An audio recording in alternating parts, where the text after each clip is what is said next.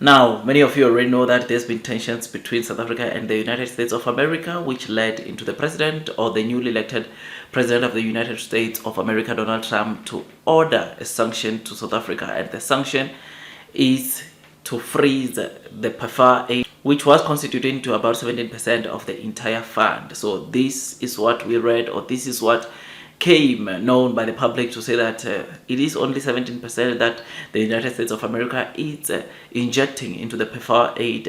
Otherwise, the United States is not supposed to come and threaten and say stuff as if they are contributing way more than the 17% that is what the government knows. And like I said, that led into South Africa being sanctioned by the United States of America. Now, there has been alternatives that obviously South Africa, they have been looking. This is what the president said during the State of the Nation, to say that they have started looking for other alternatives to fund or to close the gap of the 17% that the United States of America was contributing to the PEFA aid. I mean, today we got to read some wonderful news of, say, South Africa lab technician Nozipho Mlotshwa was waiting for the test results for potential HIV vaccine, which eluded scientists for decades, when the order came from the United States Agency for International Development, USAID, to stop work. Now, basically what's happening here, the reason why the USAID was able to stop this is because they were the ones funding the whole research and development of these vaccines, right? And right now they are stopping this, I personally think, primarily because they will not be sending any more money. So I think for this research to continue, because this vaccine is apparently already showing some positive signs. In fact, the blood of the samples contained or abstracted from the animals which were tested using this vaccine, apparently they are sitting in a freezer somewhere in South Africa, not touched. As to why maybe those results are not being analyzed and checked, I don't know. Maybe it might be due to funding, or it might be due to the fact that we received an order, or they received an order to say that they must stop operations, which the only solution might be for South Africa to obviously come and fund or continue funding this, because this could be a massive breakthrough that we have been waiting for. This could be the solution that will make South Africa to maybe officially start developing and deploying their own vaccines, not only to South Africa but to the rest of Africa, which will be a very good thing. Now, if this is to come up as a success, this should be considered as an alternative. I know mass productions of vaccine is not an easy thing. They need to be production capacity increases, or they need to look into maybe building facilities, going into massive facilities which will help them mass produce these vaccines so that it can be deployed. It can help South Africa and also all the other African countries that are struggling with this HIV and AIDS, right? I mean, this is good news, because this could potentially be one of the solutions that South Africa engages, or that South Africa sees after the PEFA aid has been halted by obviously the United States of America.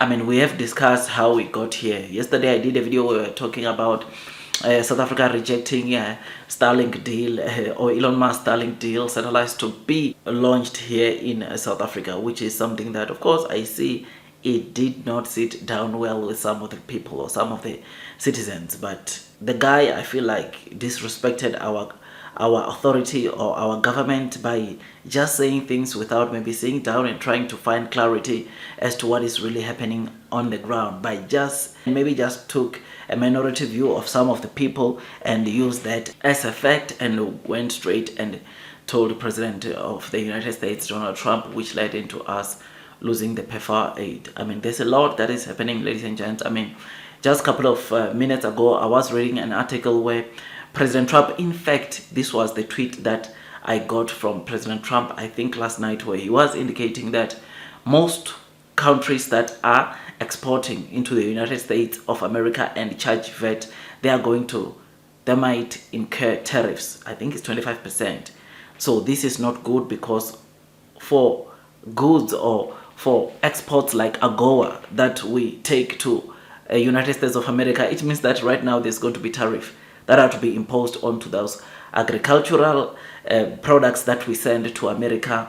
Those things that we send, $3 billion worth of items that we send into the US are going to be hit with tariffs, because of the fact that we are charging VAT onto these things. So this is not good news. It looks like the tension is still going on, and it is going to end up impacting, or in fact it's going to have an impact into, of course, the AGOA deal that we have with the United States of America, where we can take goods of around $3 billion or over $3 billion with no tax, with no international or national duties, which was so great, which is a very good deal for South Africa.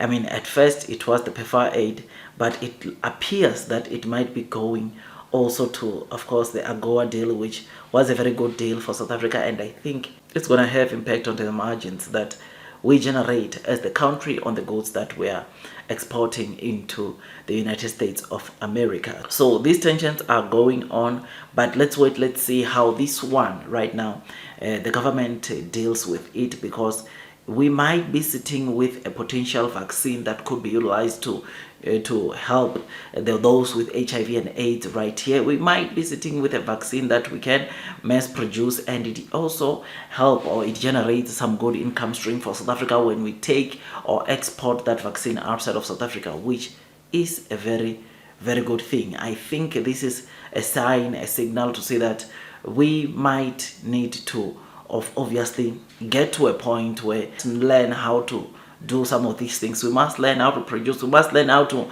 create this technology locally, which that is the only way that we will be able to retaliate, we'll be able to withstand the pressure that comes with tariffs increase, the pressure that comes with sanctions. This is what we are seeing also into China. This is what China, countries like China are doing. When US restricted some of the chips, I think H100s, to go to China, what did China do? China used the legal chips that they had, and they produced AI platforms like DeepSeek. They produce massive technology with the legal that they have. I think this is where also us as South Africans, or us as South Africa, we should head ourselves there. There should be a lot of research and development that we do onto various things. I like the initiative of this HIV and AIDS potential vaccine, the research and developments that has been conducted by the UCT research team. I must say, kudos to them, man. It shows that we are moving forward. It shows that maybe, who knows, in the near future we will be having a solution, and that will be the one that will make us to produce this vaccine here in South Africa, which is a good thing, and it will also boost our economy, as that will create more jobs. You know, that leads into, of course, economy, reduction of unemployment, which that as a result it's a win-win, right? I think the government must really look into this thing and see how they can resume or take over from the USAID where they left off, and we continue. I'm just not sure if there will be any politics, any dynamics as to when we do this, or when South Africa or government decides to carry on with this. But let's try, let's push, so that at the end of the day we can create our own vaccines here in South Africa, which is something that we look forward to. Let's build factories, let's mass produce all these vaccines, because that will be the ultimate, that should be our ultimate goal at the end of the day, because we cannot rely on to countries outside anymore, because they can use that against us, like what we are seeing with the United States of America. So tell me what you think about this. Just thought I'd give you this quick update. Don't forget to like this video, subscribe, and once you subscribe, forget to hit or click that notification bell, so that at least you get notified by YouTube every time I drop a new content. I'll see you on my next video. That's all from me, and God bless you all.